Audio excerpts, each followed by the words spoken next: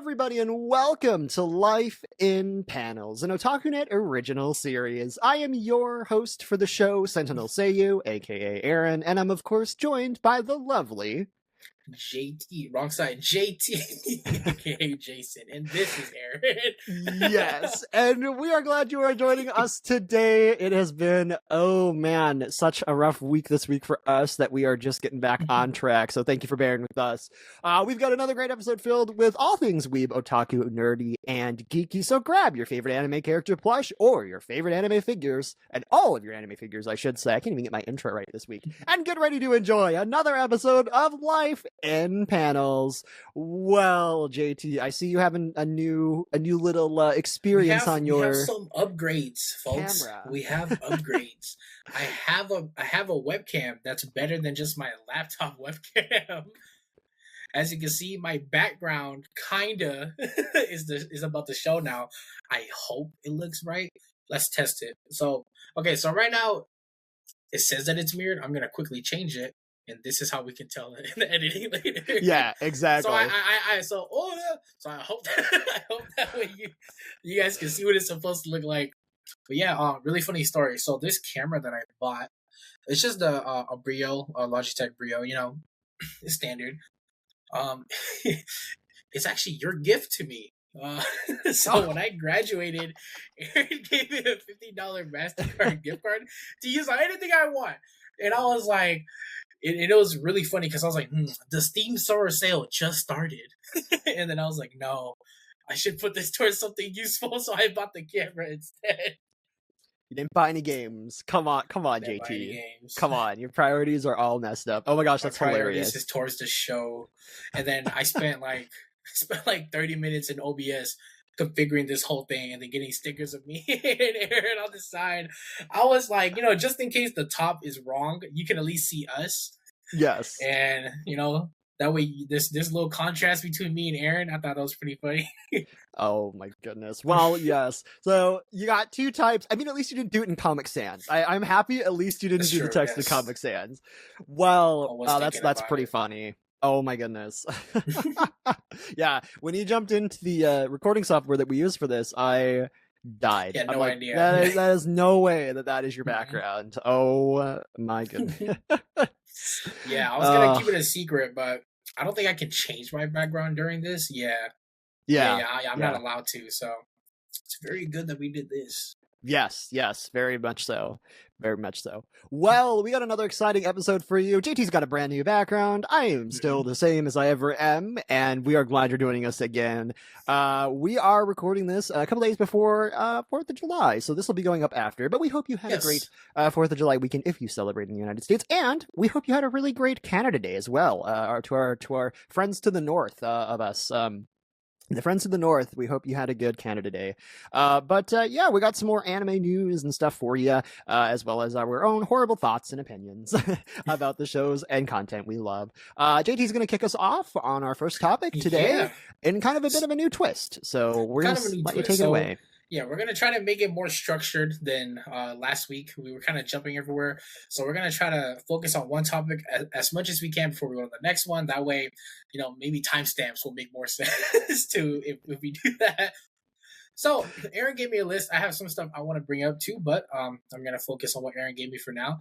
So one of the first things I want to talk to you about is Sword Art Online Unanswered Butterfly / Echoes of Aincrad. The game is out now, right? The game is coming soon. So next week, so probably by the time this episode's coming out, we got a few more days left. Actually, I should figure out. So as of the release of this episode, if you're tuning in on Monday, Echoes of Aincrad, I believe, releases tomorrow. Let me double check to make sure I got that right. Again, I didn't do enough research for this. It's okay. While Aaron pulls that up. Yeah, so with everything me and Aaron have talked about, obviously this is like the third time we've brought up this game, and this is our third episode. Wow. No. I've seen more of it. It looks really fun. As a non-conventional SAO fan, I'll say that I actually am kind of interested in playing it myself, which is very interesting. I actually did not think I would be into it. Yes, I know that is shocking for a lot of people to come out of the woodworks and recently and have told me that like yeah, not a huge Sword Art fan, but man, this is just looking like a really fun JRPG. And I'm like, Yeah, yep, it's looking really good. you are right. Because really, I have friends Mhm. who are a huge fan of the Zelda series, as I am too, who are just like, can I jump into like Echoes of Aincrad and is it kind of like Zelda? And I said, yeah, absolutely. Like best action adventure RPG. At least in a lot of experiences in the early days, it had a lot of bugs in the beta and the demo, so hopefully those get worked out. But yeah, it's definitely interesting. I think it's capturing a much different audience than previous Sword Art games, like I mentioned in past shows have. And really, it is one of those areas where if you aren't a super big Sword Art fan, it's enough. It's enough about a different. I guess it's just enough different, and not necessarily following the exact storyline of Sword Art Online. But you are playing with your own characters that you create, and it is a much different final environment that you actually are playing in. You are playing on floor one, and it is such an earlier portion of the actual Sword Art Online universe that a lot of the stuff that makes the anime series not as great is very much missing from that series. So it's a game that new fans to Sword Art who've never seen the series can pick up and enjoy. Fans who don't necessarily care about Sword Art can pick up and enjoy, but it's definitely interesting, and it'll be interesting to see where it goes and if it can sustain a lot of the hype that was surrounding it. Because there are a lot of people who have played the demo, including myself, who honestly really equate it to just kind of being sort of an okay game. It's not horrible. However, series like Legend of Zelda and a lot of the Dragon Quest titles are going to kick it out of the water for sure, as this is just very much their first time going through, and very much was, I think, overhyped to a much extent, to very much an extent. It's followed a lot of its in-world release has followed a lot of what actually happened within the Sword Art Online series. For those who do know, I feel like this game is slowly heading down there. We're hearing murmurs of it just kind of being super buggy in its earlier stages and causing really funny crashes and just really funny in-game elements. And if you've watched Sword Art Online, you'll know that very much SAO's universe is centered around that. So Echoes of Aincrad is really staying true to its family name, and Well, it'll be to be interesting to see how it fares. And it is July 10th. I was wrong. It's not nice. tomorrow. It's Okay, the end of the week. it's You close. suck. You suckers have to wait till Friday before you're playing Echoes of Aincrad if you pre-ordered it. So But we're in yes, the it becomes future. available. But No. we are We're in. in the Yes, future, but we still have to wait to. yes, exactly. I just wanted to say, sorry, I got something.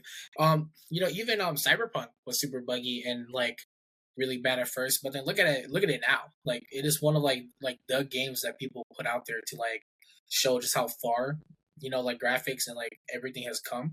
So it's not really a bad thing to hear about how buggy a game is, because if Cyberpunk can go from like to where like it was unplayable at first to like to like winning awards, and I think Shadow of Ironcrad definitely has a good chance. And I feel like what makes it interesting to me and the non SAO fans, kind of what you were touching on earlier, is how it's an anime game, but it's less of the SAO story and kind of more of like the a war or like a story of Ironcrad. And I think that's what a lot of anime games can do more. Like instead of focusing on like the story that we've already seen throughout the media so much, it feels very fresh because obviously it's someone else, like it's someone you make, and then like now it's you in the world, and it's not you following the story you already know. Because if it was another like anime, just fighting story game, like they're really nice, but obviously the kind of right now the anime like fighting genre is kind of overinflated in my opinion. Like you see that a lot. So I feel like Ironcrad just as open world, open world. I don't know how big it will be, but it's definitely very fresh. And I kind of equate it to more of games such as like Genshin Impact and stuff like that, to where like they feel like on the similar vibe. And part of what gets people into those games is how big it is. So that's definitely where my interest is coming in, and I think that's what's drawing other people into it too. Absolutely. And I think the biggest piece of it, with Echoes of Aincrad, at least from what I've told friends who've asked about it, just being the go-to Sword Art Online nerd that I am, is that, yeah, it is a vastly different game. You don't have to have previous knowledge or lore of the actual series. You don't need to really know too much about it. And it'll be interesting to see where Echoes of Aincrad actually ends up in this kind of weird world where, yes, you got a lot of Shonen series that are based and rooted in fighting. In fact, I just saw Brawl Stars actually is collaborating with the My Hero Academia folks over at Shonen Jump, is who I'm trying to think for another battler types item, and much of My Hero Academia and Naruto and all these series are rooted in fighters. So it's refreshing to see something that is very much what I believe is they're trying to give us is basically Aincrad and much of the Sword Art Online actual game components that people were very excited about when season 1 and the light novels and the manga came out, that really made people happy, with none of the lacking points that make, or none of the drawbacks that make Sword Art Online. And they'll be exciting to see, and it's drawing players in from everywhere. So bugs are not the biggest deal ever. I think it's actually fun. Personally, in my opinion, I think as a Sword Art Online fan, it's funnier that we're experiencing these bugs and experiencing these things just with the way that this series has been built around a game developer who built in a lot of these, not necessarily, I guess, in the original canonical series, but how much Something Witty Entertainment's influence on the Sword Art Online community with Abridged pokes fun at how the story should have really been written around the fact that, game developers and games are just so rushed. So to see how much Echoes of Aincrad is echoing that in our real world, no pun intended, is that it's just so funny to me. So it'll be interesting to see where this goes once launch date comes out. So again, at the end of this week on Friday, we'll see where Echoes of Aincrad is. And by the time you are listening to us again next week, maybe we'll have an update. But I have definitely been very excited about playing through the demo. And I'm very excited actually about Unanswered Butterfly, which is going to be really interesting to see the companion film that is coming alongside Echoes of Aincrad, as that is giving much of Sword Art Online fans who have not experienced Sword Art Online series or show update for a long time. There's not been really any additional seasons to the anime adaptation yet, as Yuden Ring is still finishing its manga adaptation. We are definitely excited to be getting some of that. And for all of those who are heading out to Anime Expo this year, I am jealous because Bryce Papenbrook will be actually at the very first public screening of Unanswered Butterfly at AX in just a few days from now. So by the time you're watching this, it probably has already happened. And if you got some of the sweet swag, I'm very jealous. I should have went this year. I thought you were. Next year. I am heading to Anime Expo next year. Yes, yep. This year, it just didn't quite work out with my contacts. But yeah, Echoes of Aincrad is looking to be a really fun game.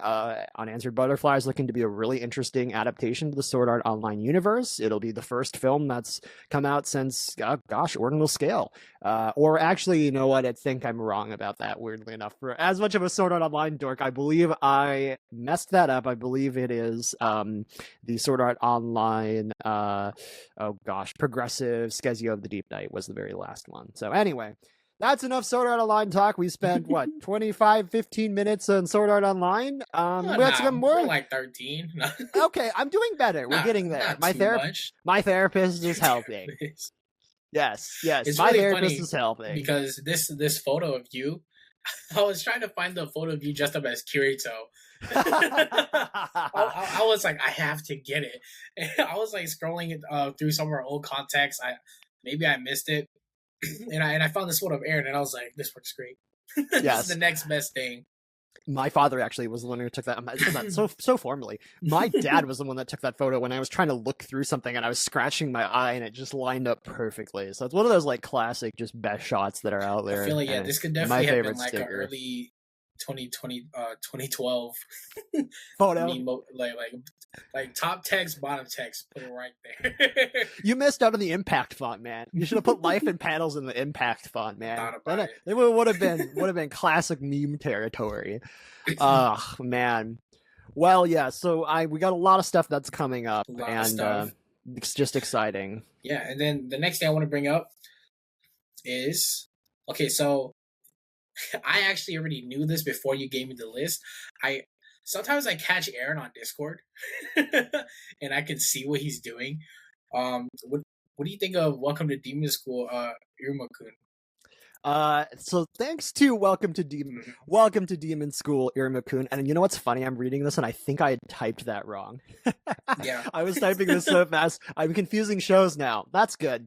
You got some great people hosting this show here on whatever podcast app you're listening to us. So thank you for tuning in. It's only episode 3. We're still getting it all worked out. Yeah, we're still getting like through all of the like. Oh yeah, I gotta remember how to write for show notes again. But yes, it's been around. We'll get better. Yes, exactly. But yes, welcome to Demon School, Iruma-Kun. I can't say his name. Welcome to Demon School. Yeah. Iruma-Kun is very much a very, very, very. I think it's great. I was kind of shocked actually in how much I fell in love with the series, just with the history I have as being really just the trash isekai fan. But SentinelSeiyu is trying to expand a little bit in the world of anime. If it makes you feel better, he's technically also an isekai protagonist. If it makes you feel better, yes, that is fair. That is fair.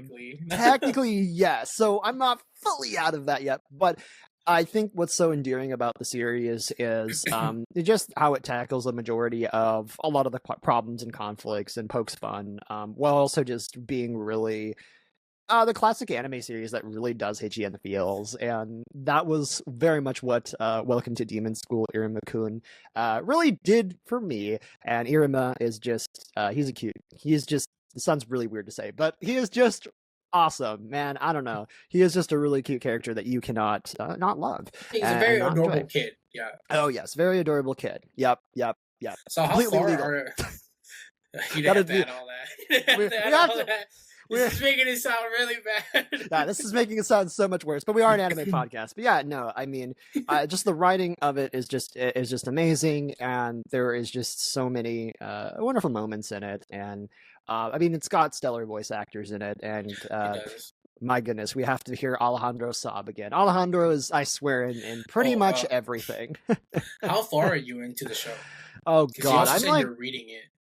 Did you start recently, or I am not reading it yet. I have been watching it the last couple of days, and I may have not slept one night because of the series. But I think I'm halfway through season 3, so I'm getting close to getting caught up with the show. So I can apparently do that, but can't get through One Piece. So yeah, got that. It's okay. The new version is coming out. That's my last hope for Aaron. No? Yes, I'm waiting. I'm hyped. I'm excited. So just wait, one day there's gonna be a bunch of One Piece stickers here instead. Oh yeah. Well, I'll have to come up with something crafty next time. But yeah, I'm loving the series, and it just it just reminds me how much like I said, incredible voice actors who were in the series. We have amazing performance for Al. For Al, just being, just being the classic, hard, just amazing character. I'm blanking on what I'm saying. Wow. Welcome to Life in Panels. Just the amazing Billy Kometz playing Asmodeus, just being awesome in every way, and it's hard for me to believe that it has now been several years since he had passed, but just the incredible voice work that went into earlier seasons, and just it continually being picked up by other amazing voice actors who kept that performance going is just incredible. So I highly recommend watching it, and honestly, great way to lose track of time. Very much so. Welcome to the Off the Rails episode. It's definitely one of those shows that you can just kind of get lost in. I think it does a really good job of setting up the scene for what the show is going to be. Like it's definitely like a slice of life, except like with an actual direction kind of.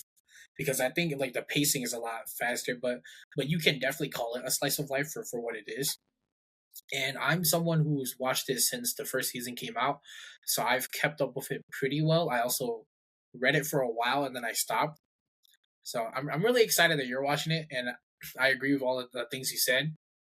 One of the greatest parts about the show, in my opinion, is kind of seeing the emotional growth of the character. And like what I mean by that is like obviously, like it's a world of demons, like there's magic, like he can just get stronger, but like that's not the main goal. It's more about how he grows emotionally from his own upbringing into now having like friends, now understanding that oh, because he's one of his tropes is that he's very used to self-sacrifice, and then one of the arcs of that is how he learns to grow out of that because now that if he does get hurt, it affects the people around him, and that was like a whole just like a whole lesson he had to learn. And I think that's amazing. I think it's very beautiful how we can see that, how we can see like his influence on his friends, and the influence, in my opinion, is it's just more so making them more willing to be out forward. It's not like he's changed them. It's just because of how open and like true to himself that he is. It influenced his friends to just be themselves too, and then you see their growth and how they talk to their families, how they talk to each other, just how they feel better about themselves. I think that's great. Yeah, absolutely. And I mean, I think that's what's so endearing about, and what's been refreshing for me about watching Welcome to Demon School, is just the fact that it bucks a lot of the trends that a lot of what is often regarded as horror, bad isekai happens to tend. And you're not going to experience character development that doesn't make sense, and you're not going to experience a lot of stuff that's just the main MC is powerful just because. And actually, there are a lot of very endearing moments that do a lot of great world building as well as just character building, and just Iruma dealing with a lot of the aspects that make that oftentimes make a lot of anime series often tend to kind of skip over or just ignore entirely. So I have to say that I am thrilled with the series and the show, and man, I am just ready to keep watching. And I mean, it's hooked me. So yes, Welcome to Demon School. Iruma-Kun is really just awesome. And yes, Asmodee, I was thinking Asmodeus. That's not right. Asmodeus, yeah. Asmodeus. I'm crossing him with another anime character who has a very similar name. Is just hilariously endearing. So yeah, definitely a great watch if you are looking for a good series to dig into and to kind of forget what time it is at 3 a.m. So yeah. I have to agree. I'm excited. I'll have to go read the mangas. That's something I'm definitely have to pick up one of these days. Yeah, I'd definitely say check it out. It's such a fun read, and what I like about the manga and the show too, like obviously we've mentioned like how heartwarming it is. So you'd be surprised at like the very the more serious moments, or like you just be surprised by how it has dark elements to it, and it's just like as the character himself evolves, like the show itself is evolving with it into like how the undertones of everything. And I think it's always awesome when a show doesn't get stuck, or a story doesn't get stuck, and the narrative is flexible.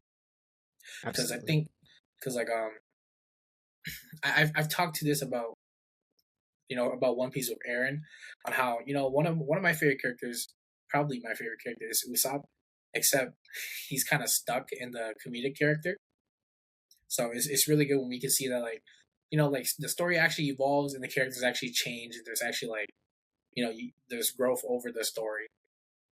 Yes, absolutely. And that's what's enduring for a lot of the series out there, and it really, I would classify this into a category that is worth watching for a lot of people who aren't necessarily interested in much of the isekai world. Is that this is maybe the one recommendation SentinelSeiyu can give you that you might actually want to go and watch. But yes, that's what I've been catching up on this week, at least in my world in anime this week, as I've been patiently waiting for some more shows to come as a part of the summer season. So perfect segue into our next topic segment. I wanted to talk to you about Mushoku Tensei season 3, because you did put it in there, and can we watch it on here? I don't know if we can. I don't know, for copyright reasons. I don't think so. Okay, but, so we won't. Yes, but I think because I actually haven't seen the trailer for season 3. I'm pretty sure you have. I have. I also have seen the show, so I think it would be cool for us to watch the trailer and then talk about it, and then obviously, and then just like in episode 2, everything that we're referencing will link so that you can check it out. Yes, absolutely. Like that's how we get around YouTube copyright. Thank you, Yes. Content ID. Or Thank you. yes. So we'll take a look and we'll watch this. I don't know if I actually linked the original show. I might have linked just the visual here. I think I also might have well, just if you linked did the just show. link the visual, then that's fine I too. 'cause linked this the way we visual, can... so we can look at No, the that's, visual We can together. just look at the visuals and talk about it. I think that Let's see makes if I can find the visual. I think that makes it a lot easier for recording wise. Yes, yeah. So I linked the visual, so let's see if I can get the visual to work. Oh, my links are failing me. Here we go. This is all one giant link that my PDF document is not liking me so much. Oh, goodness. You see we're pros at this? Yes, we are professionals. Where is the tab for this? Oh man, this is like old men use computers, and I can't even say that I'm out of it. Okay, hang on. I'm just gonna try and copy this into my browser. But while we're doing that, we'll pull that up, and I'm gonna try and make sure that I can fix this for next time. No, you're all good. Oh, is it just? I also, yeah, that's okay. I found the trailer too. Perfect. Okay, I'm gonna pull up the while I'm doing that, I'm gonna pull up the original Word document because that seems to be working better. Okay, yeah, that's fine. Okay, well, I'll watch it through because you've seen it, and then I think I could just bring up what I'm talking about. Yeah, I've seen it, so I can talk to that. I'm gonna I don't know what the my audio on doing. here just in case it shows up. I don't want to get in trouble. Why did it do a Google search? That's hilarious. Oh, because it's putting the bullet points in there. This is maybe not the best way to do this. All right. Well, there we go. Now I got it up. That took me a long time to figure out how to computer. I should have just linked the tweet. That would have been smart. Oh wow, his family's grown really a lot. Yes. Oh yes. Just you wait. It'll be interesting. Yeah, I'm like, is he finally in like an adult? Well, actual adult age, you know? Because he was technically an adult already. Because yeah, I think in that world when they become like 14 or 16, they're adults. Yes, yeah, it's a very weird world. Okay, it's very medieval. Yes. Great. I mean, I'm surprised and shocked, honestly, about the series just being as everything is trying to irritate me today in terms of using a computer. It very much surprised me, as many people who have enjoyed the series as much as it has, and a lot of people who have traditionally not liked other series like Sword Art Online, oftentimes really enjoy Mushoku Tensei, and that's really interesting. I can't seem to get my Twitter to work today, apparently. I didn't worries. Okay, so. I didn't pay enough money to Daddy Elon for my thing. That's gonna get clipped out of context. Worries. All right, so I just finished watching the trailer. Okay, so thank you to everyone that stuck around for those 2 minutes of us randomly bickering. Yes, I'm not bickering about old people things. So here we go. So yep, this is the new visual for Eris. Children. Yeah.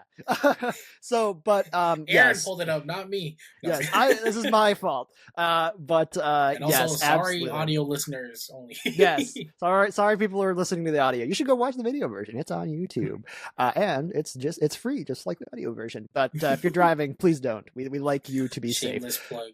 Yes, but Eris is got a new design, and her visuals looking great. A little bit older in this version than when we saw her last, and it'll be interesting to see how Eris plays a role. Rudius obviously has, at least at the current state, spoilers if you haven't seen season 1 and 2, season 1 and 2, but you've had a year now, so I feel like this is fair. Eris and Rudius have kind of ended on a bit of a tumultuous relationship, with Eris kind of leaving, and Rudius is not super thrilled about that, and he's had not obviously the best life with his history with Sarah and many of the other characters, and he's technically married to now Sylphie, and soon to be his very teacher complicated and mentor. situation. Yes, so we'll see how Eris ends up playing in this, but we got a new key visual for her, and it is exciting in the coming weeks, and Mushoku Tensei will be started. Well, Mushoku Tensei is something you're probably watching right now, and again, we are a little bit behind with the holiday weekend, so Aaron will probably be giving you all sorts of great information starting again next week with next week's show. But yes, Eris is something I'm looking forward to. Mushoku Tensei season 3, seeing the direction where obviously Rudius's love life is going. Is interesting, but also how again Mushoku Tensei will be using a lot of just classic storytelling elements and really compelling characters aspects to present challenges. Characters, Rudius, and much the same way as many other series. What's so endearing about Mushoku Tensei is that the main character isn't just all powerful. And don't get me wrong, I love those shows. I wouldn't be a Sword Art fan otherwise. But it's interesting to see characters go through a lot of challenges and a lot of the similar things that people day to day face. And yeah, sometimes life is extremely unfair, and the series is not afraid to shy away from that. But Eris is looking interesting, and it'll be interesting to see how she deals with, I believe, her father and mother who are still missing. No, I think they're gone. Are they gone? I should know this. I don't know what words we can technically say. They're back in the lobby chat. I was kidding. I'm sorry. Yes. So bad. Yes. Yeah. That's the worst thing I've said on the show. Oh, don't worry. I can make it 100 times worse. In Minecraft. So we got that going for us. We're safe. What I'm really interested about, she looks a lot like Ghislaine. Is that yes? Which I think is very interesting since Ghislaine left on the journey with her. So I think it's very cool to see how she's taken up, like the same. From what I kind of see, like fighting style and like probably mannerisms of her teacher, because it's been a long time since Rudius has seen her. So I'm very interested to see how her character is different now. How maybe some of those elements are the same. And from that trailer, we also see that we're definitely coming up to a high. Or to a climax point in the story, and from what it looks like the climax point of the story. Yes. Yeah, we're getting very close to the point where we're starting to see a lot of the challenges of what is essentially Rudius's again harem that is building, and it'll be interesting to see how the world tackles it, especially with regards to where we left off with Norn and her displeasure with it, being a follower of Milis, the in-world religion, which is essentially just I believe Christianity is the direct comparison that a lot of people have made with again a lot of the traditions. Yes, that is the IRL not wanting to offend anyone. That's just that is not to offend anybody in that community, but just to equate it to a lot of the world of having multiple wives is very much discouraged. So it'll be interesting to see how that series handles it and moves forward with it. And before Aaron gets in any hot water, we will be moving on. But yes, Mushoku. I'm going to get so many emails now. But Mushoku Tensei is coming soon. You are probably watching it right now, and you have to tell me. Could you tell me in the future how the series ends up? I'm interested, and really it'll be something very unique. I would pull up Ghislaine, but I think Ghislaine would get us instantly demonetized. Yeah, we probably shouldn't. So I think we're gonna end up there. You should probably clear your screen too. we're gonna clear the screen. Oh, you can see. There you go. Daddy Elon is still having a field day with that one. But yes, Mushoku Tensei season 3 coming soon, and everybody's really excited. So, well, I shouldn't say everybody's really excited, but the community is very excited. So you got that going for us. Anyway. Well, JT, I'm running out of stuff to talk about, so maybe it's a great time for you to dive in with your fun topic this week. Yeah, so the topic that I really wanted to bring up is because I've been seeing it online a lot, and that's the death of physical media, and specifically with PlayStation and with GTA. So obviously, I'm pretty sure everyone knows, but for the new GTA 6 game, if you do buy a physical copy, it will not come with a disc. Like, I believe they're giving you a code for it online. And PlayStation has come out and said that going forward, they will no longer be producing physical copies of games. They will no longer be producing disc for future games. It will now all be online. And that has created a lot of, spark within the community. Obviously, some people are like, well, like if you look at Steam, it's kind of the same as all online. But the biggest point on why it's bad because one, like, like then physical media is dying. Like we're just losing, we're just kind of losing touch, and everything is going to online, and that creates a lot of issues because now most games require an online connection to even play. So like, let's say I think like the new Invincible fighting game, it requires internet to play because even though you download it, you have to connect to the cloud servers in order to play. So if you don't have internet or your game crashes, then you're not allowed to play the game. So like you pay $60 for this game and then you can't even play it. So then a lot of people are saying, well, then it doesn't feel like you own it. And since PlayStation has also come out and said that they are going to be removing, I think around 500 movies from their store because of a contract with another company that gave them permission to have those movies on there. I think their contract is like cutting, or like they've either cut it or it has come to an end. And on that part, this is just what I'm saying. What I know, please do your own research. I'm going to say that now too.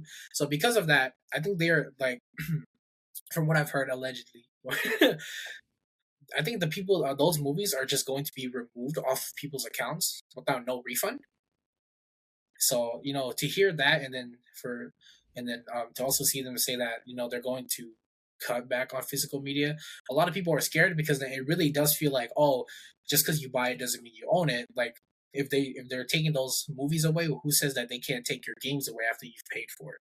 And then I feel like that's also the biggest distinction between Steam and like a console company, because then what made a console was like the disc, like the video game cartridges, like having a Nintendo cartridges, but now they're keys. There's a lot of spark on that too.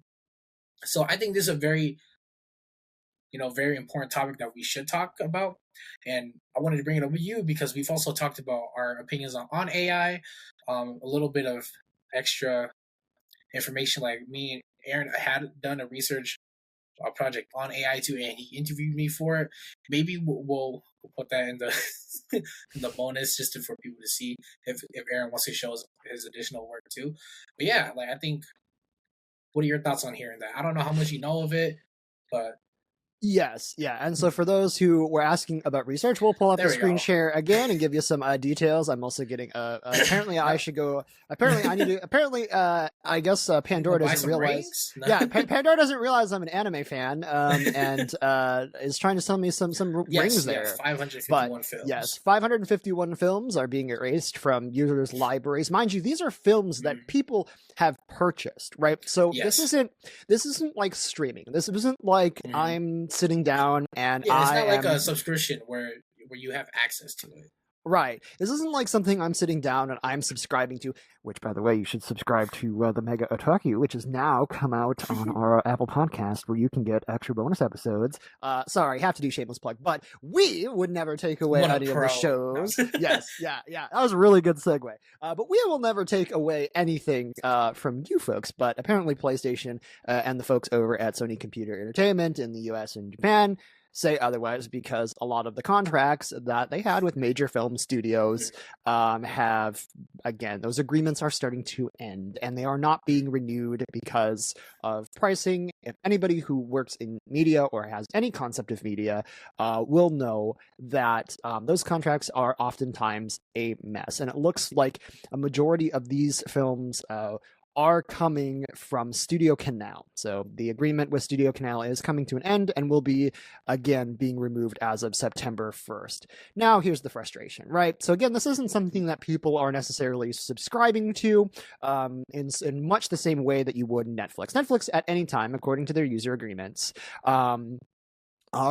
take away any of the content that you are watching on their platform at any time. That's within their right. If they suddenly if they suddenly experience, like I said, licensing deals that just simply expire, stuff that just simply goes away. So that is something to consider. Now, these are films that customers, like they said, they have paid full price for this. And it's almost like somebody is coming into your house and is very much just taking everything you purchased. You bought a flat screen TV, they're going to come into your house, repossess that, and it is no longer yours anymore, even though you have paid for it outright already. And so that is something that Sony customers I've experienced multiple times now with what is essentially the death of PlayStation Video.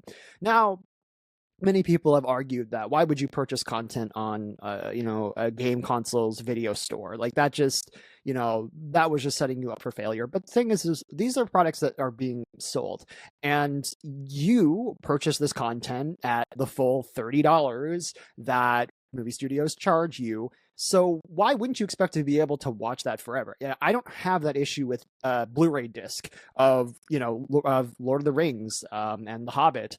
Like my whole entire box set collection of the Lord of the Rings series, I own that forever. I paid $50-$60 3 years ago to purchase those items from a retail store, and I can play them in any Blu-ray player that I own. But again, digital content was sold to us in a way that you own it forever. Why would you think otherwise, that you wouldn't own something that you outright purchased? Remember, this is like not a subscription.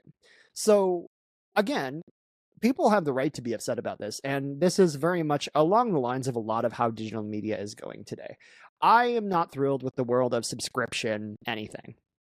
And we have more campaigns coming out every single day, with Stop Killing Games being one of the biggest proponents for physical media. And I'm sad to see that digital formats or physical formats are dying in the way that it has. Honestly, it's not really something up to, if you're purchasing something outright, you should own that. I don't understand how we can't necessarily get that through our heads. Subscriptions, I get.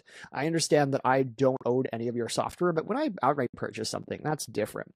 And you and everybody else has the right to, I should be able to watch any of the films that I purchased at any time. And that's why physical media is such an important thing to still have today, because companies don't care.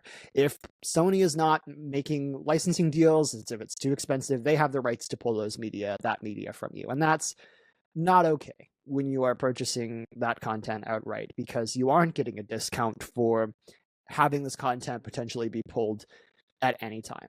I accept that with streaming services like Crunchyroll, that any of the anime series that I love can be pulled at any time. Sword Art Online and any show that I'm seeing currently in this Crunchyroll platform may not be there tomorrow. Yeah, but physical media you purchase is different. That is something you own. And it's very different because, like those are streaming platforms exclusively. So you're paying for the right to have access to it.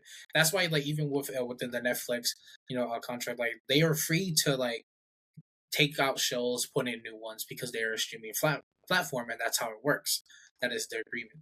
And like a subscription compared to a purchase, like Aaron has already said, very big difference. Because then, once again, people are like, if buying isn't owning, then what are we doing? And when right now, the biggest way to kind of work against this is, like Aaron said, supporting movements such as Stop Killing Games and picking with your wallet. So, if you don't support these things, obviously don't purchase it, don't buy it. But that also leaves, but I do understand that, like, even though you may not agree with it, it's kind of like forcing us into a different direction, because if they're just, giving us, like, there's no longer option 1, option A, or option 1, option 2. There's only one option. So going forward, it is harder for people to pick with their wallets. So, just kind of do that what you will, and like, and if you are in the position to where you don't support it, but obviously it's the only option, don't blame yourself for it too much too, because it takes more than one person. I don't really know. It's just kind of a rant here. But. Well, yeah, absolutely. And I mean, I think there's more people that need to be upset about this, and we are seeing that. But it's like, when you buy something, when I buy a laptop from the worst and most evil company on the planet, Apple isn't going to take that hardware away from me in 4 years when Micron or when Samsung decides that they no longer want to license that component that's in that laptop to Apple anymore. That doesn't make any sense why anybody would take the laptop away from you, because you paid money and you now owned this product.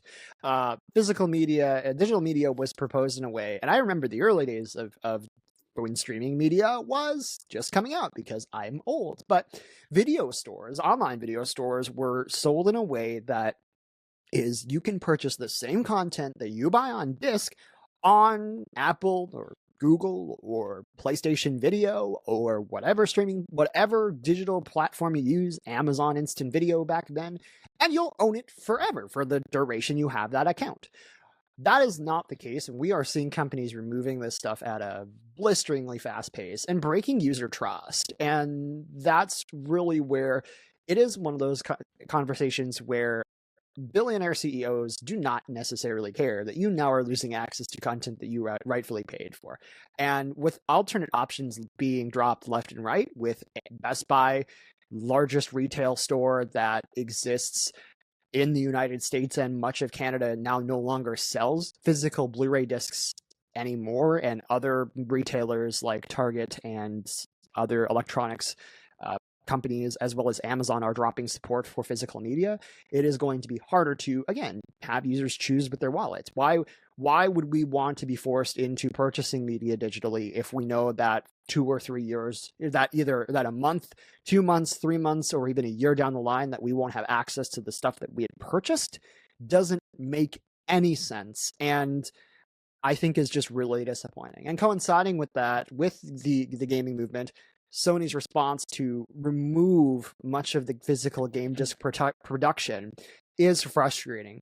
Now, in my opinion, right, Sony removing digital formats from specifically the PlayStation 5, to my knowledge, at least in my personal experience, which has been very limited with both the PS5 and PS4 that I own, when you insert a disc, usually an update file needs to be downloaded onto your system before you use that disc, and your disc essentially just becomes what is Nintendo's game keys, where much of the game is installed onto your system. So at any point in time when Sony decides that PlayStation Network is no longer supported on the PlayStation 4, I will lose the ability to be able to just stick a game in and download the update, because it is a required component of that. Now, obviously, Sony can make it that the PS4 on the last software revision can play games offline with data. I don't know how they would do that, but again, we lost the ability to just just stick a game in classic PS1 days where I could drop in Final Fantasy VII and it would play without having to download or install or sit for 20 minutes to an hour to 3 hours to install my game. Like, I shifted to a lot of digital purchases myself for Sony's console, for this console generation, because of that frustration of having to put it essentially the frustration of the disc essentially just becoming a game key. So I understand the direction that Sony is heading. I'm not saying because I understand the direction that they're heading that I necessarily agree with that direction. Sony, for many years, and especially now with the removal of these film titles, has lost my trust as a consumer that I would have access to games that I purchased 3, 4, 5, 6 years down the line. If I want to play Echoes of Aincrad, weirdly enough, with my kid on my PS5 4 years from now, and Bandai Namco no longer wishes to license that title, Sony can rip that from my library at any time, no matter if I had that disc or not, because much of the game's data lives within Sony's online servers, and if they delete that data or just no longer make it available to consumers, my $60, $70, $80 game now becomes completely useless. Same thing with Nintendo Switch 2 and much of the game keys and the frustration with that too. My Switch library that I own, yes, has game data updates that are applied, so it's not fully I own the title, but I at least own a physical copy that if I take the Switch offline or just choose not to update, for some games and some very specific titles, I can still play the game data, the version of the game that lives on that cartridge, because there is still physical data there.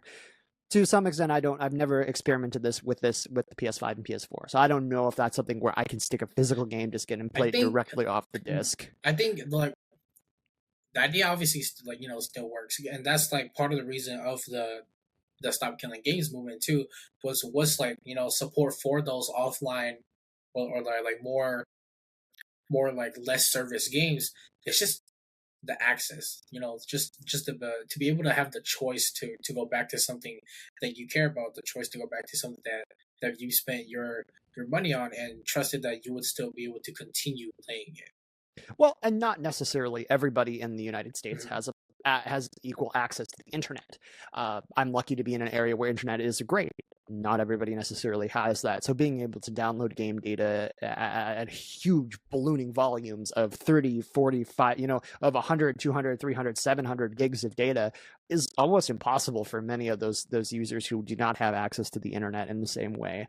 And it is just one of those areas where I've experienced always on DRM for years. And whether it was the late 90s before I was around, of the days of Securom and all of these horrible early DRMs on disk, to games for Windows Live in 2009 with Windows Vista, these systems do not work.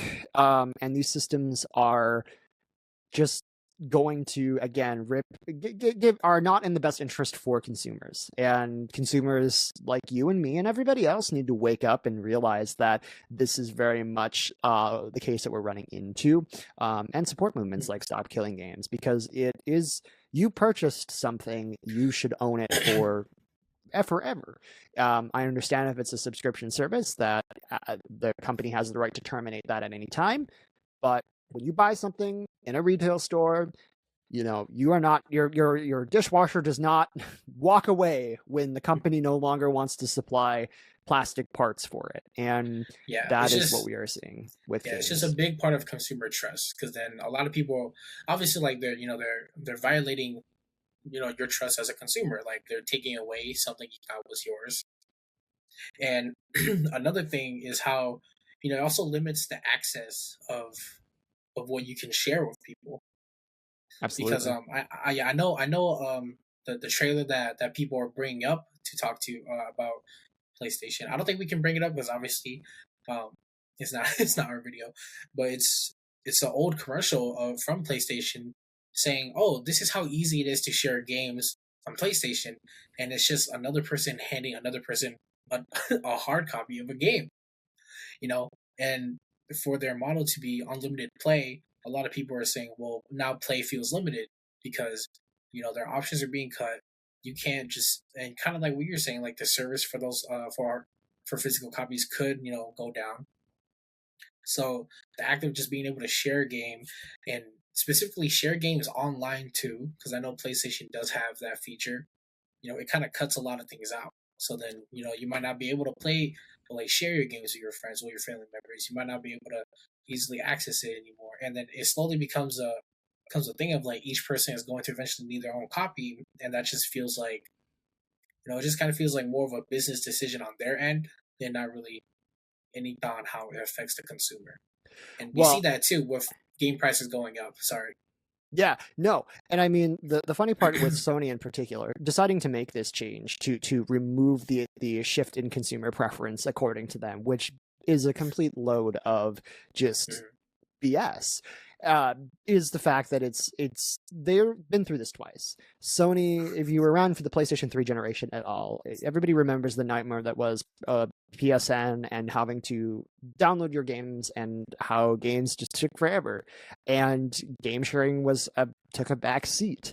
It wasn't easy for consoles to do that. Same thing for the people who lived through the Xbox One generation and realized how horrible Microsoft's always-on DRM was. And that ad, in response to Microsoft's response to gamers at the time to say, well, with Xbox One, when you insert a game disc, it's locked to your system, frustrated gamers back then. And we are sitting right here in 2026 with not quite that aggressive movement, but digital games are not as easy to share. And that's the point. You don't own anything that you don't own anything anymore. And that is the frustrating piece that much of people are experiencing. And it is funny to see Sony respond in this way when they have a very deep legacy of how gamers and how loyal PlayStation fans moved away from systems of theirs in the 6th generation of consoles because of horrible moves that Sony made. Yes, in other departments of bulking up the console with things that didn't matter and not focusing on games, but also how digital, always on DRM and much of the digital content of the 6th generation shifted people away, and they backwalked a majority of that with the PS4, with the 7th generation of consoles, where Microsoft made very much a lot of the same mistakes that Sony did. And we are right back here again with the removal of physical game discs in retail stores. Even though physical game discs weren't necessarily, really physical anyway, you still physically own something. And now digital games are becoming normal, whether you like it or not. And not having the option is not okay in a wide variety of areas that frustrate and just do not make sense to me. And it'll be interesting to see how this plays out for Sony in the coming months, as the PS5 has been very much one of those mid-console generations where Sony is already very much struggling with how to deal with those with console sales and new games not being as exciting for fans to go out and spend now double, triple the price, with much of the way tariffs and just the general inflation has changed digital markets as well as physical hardware. I mean, you see it with laptops, we're seeing it with much of the way that things are going. So it'll be interesting to see how that goes. So, TLDR, I guess of the too long didn't read version, I am not a huge fan. Yeah, and that's super fair too, because as we're also seeing that Xbox and Sony are raising the prices of their consoles again, I believe. And like just in general, everything is going up. And now people are really just saying, well, at this point, what's the difference of me buying a console and me buying a PC? Mm-hmm. Because if the prices are gonna be the same, well, why not just go for the option that gives me the most freedom? Right. Why would you not purchase a PC that can do other things than just game, but also have the ability to purchase games completely online with Steam, which is one of the best marketplaces, I personally think, today for digital game downloads and dealing with DRM. Obviously, Valve and Steam is not perfect in what they do, and they have had a history of a lot of their own issues with Windows XP and Vista users. As soon as Steam is no longer supported, that games do not work on older platforms of Windows, but at least you are still having the same experience as console users, with the ability to be able to have other functionality and online play that is not tied to a subscription fee. And hopefully PC games and online play will stick that way. And I think, honestly, much of the PC gaming community will continue to advocate for that in the area, if monetization of online play decides to be tied to a subscription in the future for PC users. But we've seen it fail with things like Games for Windows Live, with requiring a paid subscription to the Xbox Live for pretty much PC gamers back in 2008 with Vista and GFL W. But the thing is a lot of customers are going that way, and PC prices are going up just like everything else, and there's a clear winner right in that field. So console manufacturers need to take notice of this and again start caring about their customers like we're actually customers, and not like we are second-class citizens because the shareholders, the CEO, are not making the 30 to 40, 50% massive gains that they were seeing previously, and still wanting to compensate for that. Yes. But it's up to the community to be able to say and put our foot down and say, hey, no, actually, we're not okay with this. Actually, this isn't okay. This isn't right. And we demand change. And unfortunately, the only speak that a lot of companies are going to listen to today is sales and talking with your wallet, as hard as that is to say, and as frustrating as that is. That's the only way you can get them to care. So, not to be a downer, but very much something to look into. And a very great topic from our lovely JT. Look at that. I'm talking about knew it would be anime series, and JT's coming in with the great ways to make this show still appeal to everybody who's listening. So thank you for listening to our long rant. Thank you for listening. And like earlier, it's very important, it's just very important to discuss, because it's not only going to affect, gamers in general, it's going to affect just consumers in general, because like anyone can easily implement this, like this new policy, say.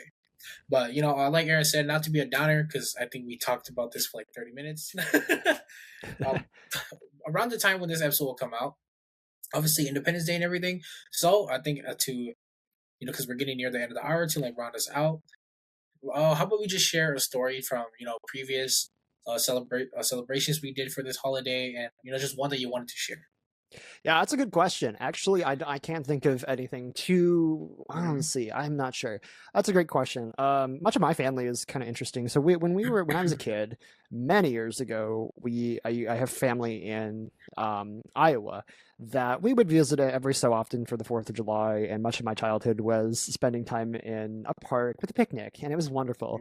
It's been a number of years since that we've done that, but if they are listening, that's great. We just sent them a bunch of CDs of some old recordings we found from a different Awesome. celebration. So we're hoping that those make it out to them, which Aha, reminds me, see, CDs, I have physical to. media. No, I was kidding. Yeah, Sorry. I actually still had CDs kicking around. Yes, yes.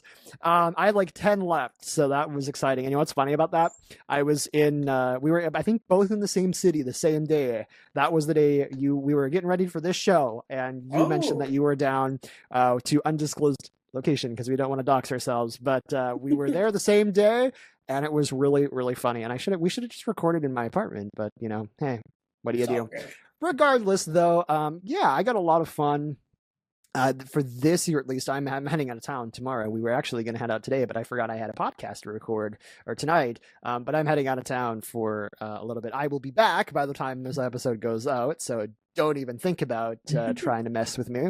But I am looking forward to it. It'll be fun, and just a little nice way to get out and Nice. experience things. And then I will be watching probably a lot of anime. This all the shows come out like over the fourth, so that's what I'm doing. But I'm also spending time with family, and it'll be really good. It'll be really Awesome. nice. I need a break from the chaos. How about you?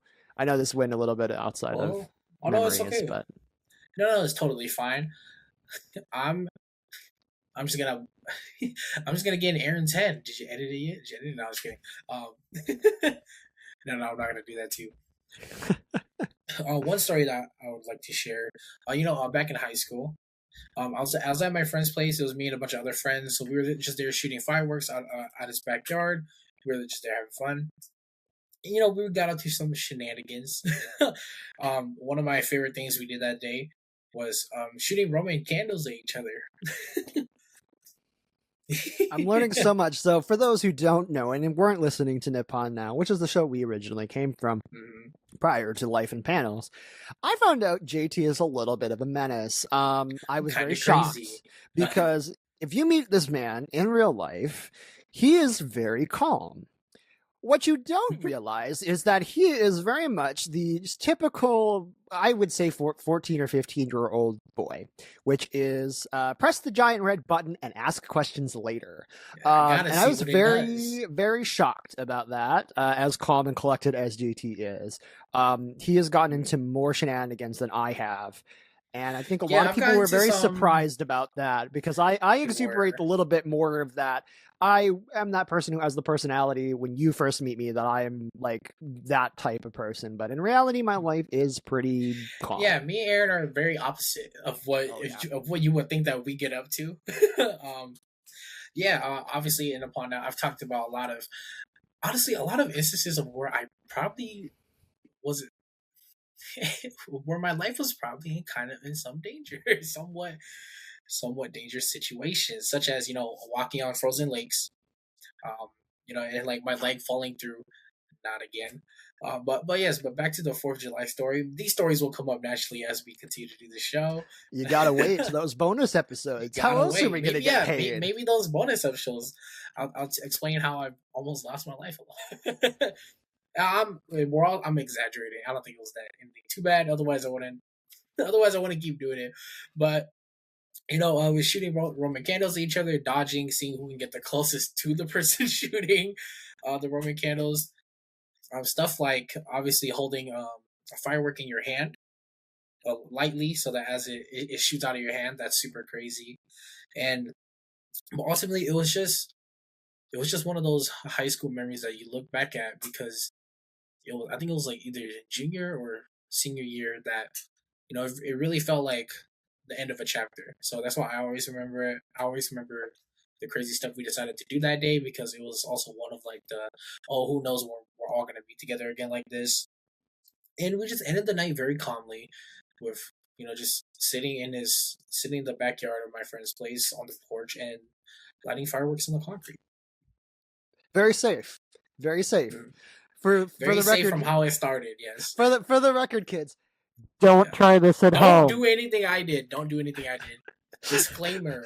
We have to say that legally so we can monetize them. Just kidding. But yes, don't do that Do at not home. attempt Yeah. this at home. I mean, that makes sense. When you're at that time, but July is that time of the year where, yeah, you got about a month left before you're returning to what essentially is ultimately going to be the last time you're going to see a lot of these people. And I felt the same way. But it's always the difficult part, right? I think that's always the hard part. And that's interesting. That's the stuff that sticks around in your memory long enough. And for me, that is very much...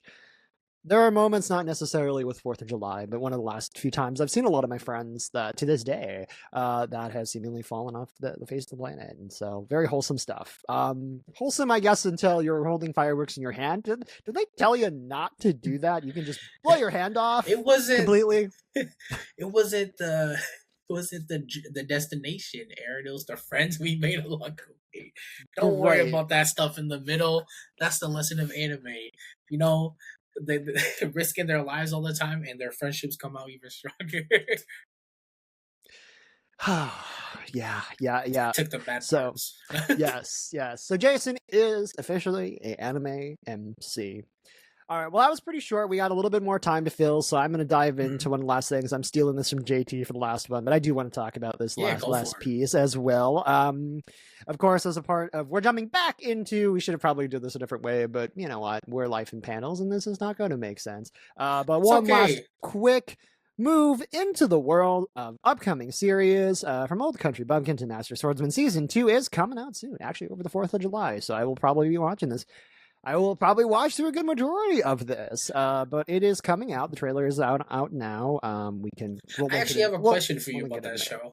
Yeah. So I think I only watched the first 3 episodes of that show. So I actually don't know too much about it, but you're very excited about the show. You watched the first season, you're excited for the second one. So as someone who doesn't really know a lot and who only watched a bit, can you explain to me what about the show draws your attention so much? What about the show makes you a fan of it? Yeah, that's a great question. I think for me, a lot of the anime series that I oftentimes tend to enjoy is rooted in fantasy, and I mean that's just who I have always been. I mean, I am a gigantic fantasy nerd. Old Country Bumpkin does a really interesting thing where it has a lot of elements of compelling storytelling. There's fan service. That's always something that's going to be in anime, and so be prepared. But it has a lot of compelling story, and as somebody who I've talked about this on the podcast. I don't think I've talked about this on the podcast, but I have definitely talked about this on Nippon Now. Elements of Master Barrel or Barrel Gardenet, the old man, essentially takes in a child throughout parts of season 1.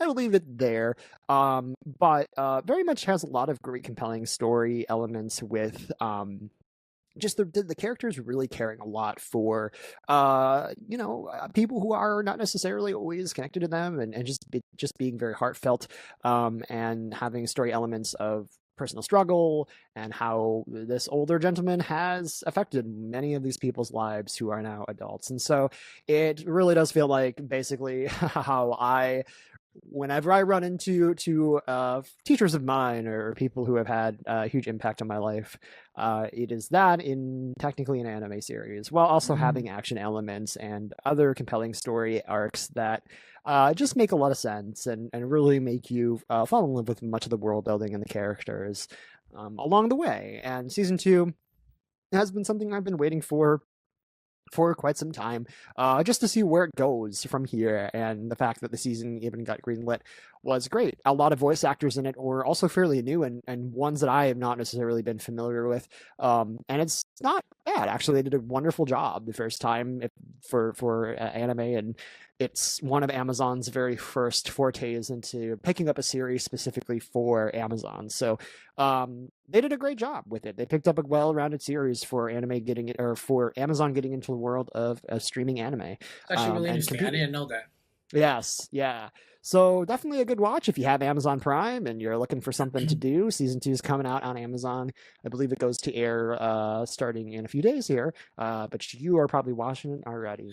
Or if you're not, you should go watch it after you're listening to the show Or because you could be it's pretty like good. me, a little gremlin that uses blacklisted sites. No, Yes. By the way, not that we condone, blacklisted sites we're not because saying we condone it, not necessarily we condone you sailing the but high seas, but I am a One Piece fan, so yes, I am yes. into pirating. A little bit of piracy We'll say here and that, there, piracy. and it's one of those things where if you've been affected by a lot of the shutdowns, we're seeing a lot of anime sites like Anime 9 and High Anime losing. Servers are going down. In a move by good old friends over at Crunchyroll, who are making those changes from their legal department. So how is that working out for you? Stay strong, everyone. Stay strong. Well, good to know we that didn't lose yet. The One Piece is real. No. The One Piece is real. Well, that's good to know. By the way, for our legal department's sake, we do not condone piracy at all. And we will make sure that Jason is set straight and he pays for a Crunchyroll subscription. Don't worry, we got it taken care of. Sony, we're good. We're good. But yeah, that is interesting that the world of anime is changing for much of the stream. But yeah, I'm really excited for the Old Country Bumpkin, to Master Swordsman Season 2. Gonna be really great. I'm thrilled. Very excited to see how that turns out. And it'll be interesting to see. We got a lot of exciting anime coming for summer of 26. I feel like it's just one of those classic summer 26 anime seasons that I've been missing for quite some time. It's been a while. It's been about a year since I've had a really strong anime season. Although last year I was very much distracted by Uma Musume, which is coming up on its 1 year. Its global debut 1 year anniversary. If I can get that wording out, so that'll be interesting to see. And of course, we still have a little bit more time left in this show. A little more time. So I'm just gonna keep going. I'm just gonna keep rolling forward with my topics and shooting a little bit. That's fine. I was gonna share another story since I mentioned it already. Whatever works, I'm just talking about boring anime that I'm watching. So maybe we'll go ahead with JT's story. Like I have more stories, but since I mentioned it earlier, and I have talked about it on the pod now, of during high school. Of course, it's during high school. Well, it's also during middle school. Yeah, during middle school specifically. The craziest years of your life, kids. Yeah, me and my friend really liked going to like a path near our middle school, and it leads off into it's like a forest, like nature trail path, whatever you want to call it. So because it's like there's a stream during the winter, it freezes over. So we would spend a lot of time walking on frozen lakes and just kind of testing how much we could do. Like we would walk on it with our backpacks. We'd take our backpacks off. We'd even jump on it to kind of test the strength.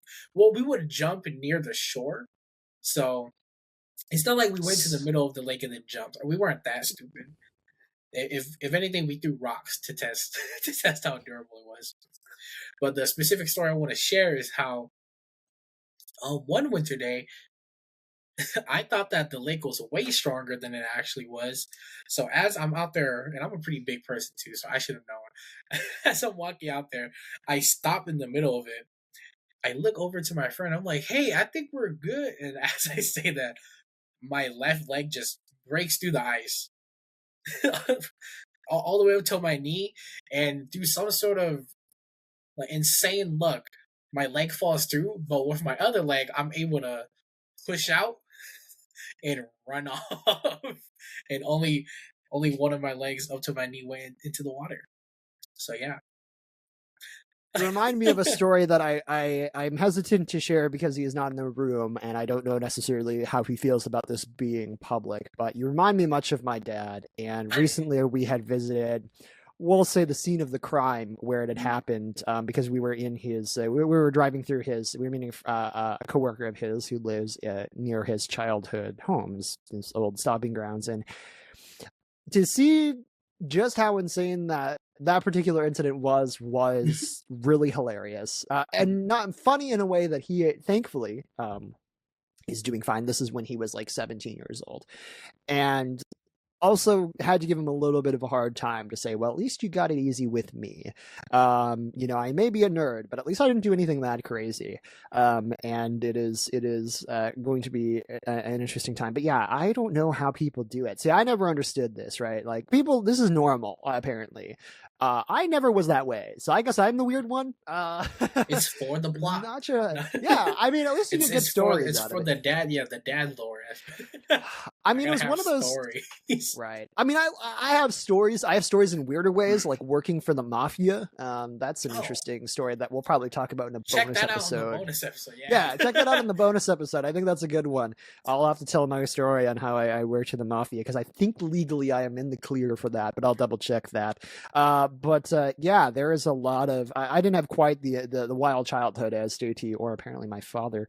So I'm sure we'll tell those stories at some point. But yeah, I mean, life is pretty weird. But man, you gotta chill out a little bit. I don't know. Life is weird. Control things. Life in the panels. You never know. Oh god, the plugs. The plugs are real. I have to do some of them. Okay, yeah, I have relaxed a lot more. I don't do. We'll talk about it in a bonus episode, or maybe next episode if people want to hear it. I can't say I haven't done anything risky in a while, because I think I literally did something last week. Oh my gosh! Where it's pretty risky. As the saying goes, some things never really do change, do they?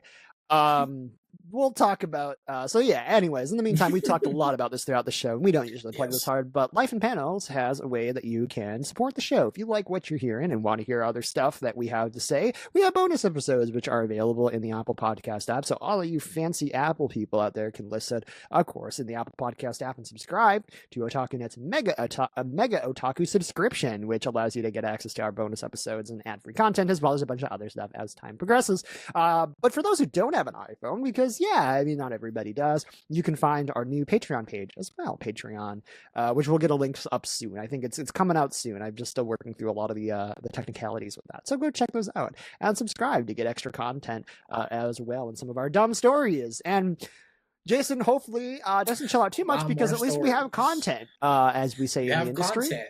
And you know what? Maybe I can record myself doing those things and put it on for the bonus. I think that would be great.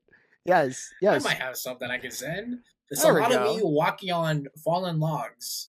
Oh, jeez. Fallen logs over a river or over a stream. Oh my gosh. I think people can pick up on what I've done. Yeah, he needs to chill, but in some ways we got content. But yeah, I mean, outside of that, I'm heading to this is funny, I'm heading to Florida in a couple of months to check out Epcot. We're heading to the Japanese themed portion of Epcot in a couple of months. Nice. It's my first time going to Disney in my life, and my first time in Florida, which will be interesting. And that's happening in a couple of months. But before that, I have I'm heading out to Big Anime Minneapolis, which will be really exciting. I still have to work on the presentation that I'm presenting for that. Go check it out. I have a panel, so if you're in the area and going to the con, stop by and say hi. And I'll be giving out a bunch of fun little badge flags as well. I bought some for people to hand out. So come say hi to me at Big Anime Minneapolis. It'll be interesting. It's their second year. Last year was very quiet. It was their first year back, but hopefully this year it's a little bit more active. Lots of great talent who will be there as well, and voice actors, and lots of other stuff. I'm not a part of the promotional department, to be clear. I just I've heard these things through the grapevine and through event staff who've mentioned it to me, but we are not sponsored. All right, well, to wrap us out of the show here, we're getting close to the end. I just wanted to talk about Witch Hat Atelier. Been catching up on a few more episodes, and it's been really great. I'm just in love with the series, and finally catching up on some good shows that aren't just isekai. But yeah, Witch Hat Atelier is another one of those very endearing films, and honestly, Q-Free is best dad. What can I say? He's great. Just, man, the incredible work that voice actors put into things, just the tonal shifts and the mood changes in a lot of Q-Free's voice lines are incredible. So I don't know. It's one of those things where it's definitely worth a good watch, and definitely put it on your list. But there's a lot of anime that are out there this season and last season to catch up on. So there's plenty of stuff to be watching. So I don't want to hear any of you people saying that there is not enough stuff to watch, because you have all of One Piece and everything else. So there is no excuse for not checking out some great series out there and watching some great content. I did a surprise for you. So what they saw. Oh, maybe when you're looking back at this, check the last couple minutes of what I did when you started talking about which had Atelier. That's all I'm gonna say. Oh, I wasn't paying attention. I was looking off to my right, which is not with my camera. So I'll have to go check that out in the edit. I thought about not telling you, but I was afraid you'd miss it. Good to know. We'll check the tapes after that. Check it out. Oh man. Well, yes, which had Atelier. Some Easter eggs. Oh gosh, yes, yeah. You can tell us in the comments of the YouTube video what Jason what how oblivious I am, which is usually how I am every day.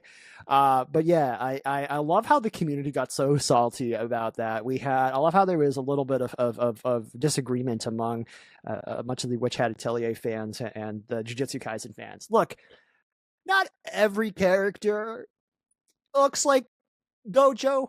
I get it. I get Gojo. You know, he looks nice. He's a fine man. That's great. That's awesome. Don't get me wrong. I have nothing against Gojo. But not every character is Gojo. And I get Gojo stands that you love Gojo, and I'm not taking that away from you. But what I am saying is that Kufri is a much different character. I've seen Jujutsu Kaisen. I'm not saying Jujutsu Kaisen's a bad series. There's something I got in my feed recently that was hilarious. It was, I think, a clip from Jujutsu Kaisen with a very interesting moment. This is a bit of a weird question, and we are a family-friendly podcast, so I will try to keep this light. As much as we are. As much as we can. We're talking about anime, so I'm trying my best. But there's a lot of yeah, exactly. I pulled up Eris in full 4K, cotton 4K amazingness, but there's a lot of obsession with let's just say there's a lot of obsession today, and I've never really realized this until after. We'll just say with what Dan Schneider, if you know, is, and wow, it's everywhere. I mean, I've seen it with Moto Slice. I've seen a lot of stuff with P, and a lot of interesting creators out there. You guys are a little freaky. I will say, really, it's a little freaky, and I didn't realize that was in Jujutsu Kaisen. I mean, Jujutsu Kaisen is not necessarily what I would sit down and watch with like a kid, but I also didn't expect that in it. So, man, people are that's a very interesting, unique thing. Oh, okay, I think I understand now. Yeah, the dog's on the piano, of course. Yeah. Why? Why is that? I mean, I get it. You know, fan service. I guess it gets up the views. It gets the views up. Yeah, but I don't know how I feel about that exactly, and I don't know how we got there from Witch Hat Atelier to that. But anyways, that's how you know we're quickly running out of things to say, which means that we probably should end this before I single-handedly end my career. So, of course, we say thank you so much for tuning in to Life in Panels. We had a great conversation. We hope you had a wonderful weekend. Got to take some time to watch some anime, hide from people, be with people if that's your thing too. Whatever you're up to, we hope you enjoyed. I'm going to be enjoying the time off. I know I probably enjoyed the time off, and it was nice to have, and lots of fun stuff going on. And we'll meet you back here next week for another edition of Life in Panels. As a reminder, you can follow show updates and show notes over on our website, lifeinpanels.com, and we have now a subscription, which you can find extra bonus episodes, ad-free content, and everything like that. And Jason has something to say. Also, let us know if you like the way we're formatting these episodes now. A little more structured, having topics in between, or if you prefer us going crazy and not following the structure at all.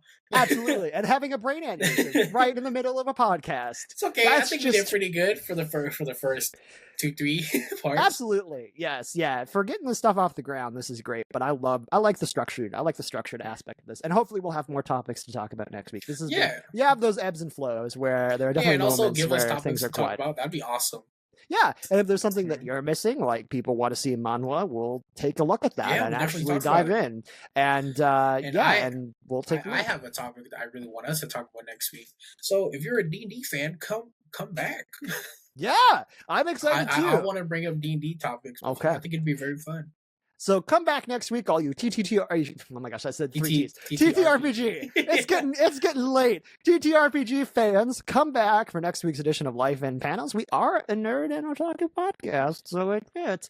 And of course, subscribe in your favorite app. It's free to check out, to subscribe, to follow us in your favorite app to get free episodes like this. And if you really want to support our show, you can sign up for Mega Otaku if you have an Apple Podcast or over on our Patreon page. But I got to get us out of the show because we are getting close to the end of the show for this week. So thank you for joining us for Life in Panels. We are glad you stuck with us today. If you want to stay up to date with our episodes and Life in Panels, you can follow us in your favorite social app at Life in Panels Pod, which is a social network, a social media account that does not exist yet as the exact recording of this, but hopefully in the future it will. Aaron's working eventually. Exactly. Or visit our website at lifeinpanels.com. That's lifeinpanels.com. Anyways, my name is SentinelSeiyu, aka Aaron, and that's JT, aka Jason. I hope I'm pointing to the right stickers. And you've been listening to Life in Panels, an OtakuNET Original Series. It has been a pleasure to be with you today, and enjoy the rest of your day, wherever it may take you. Internet delays. Good great. enough. Good enough. Sayonara, everyone. Goodbye. OtakuNET.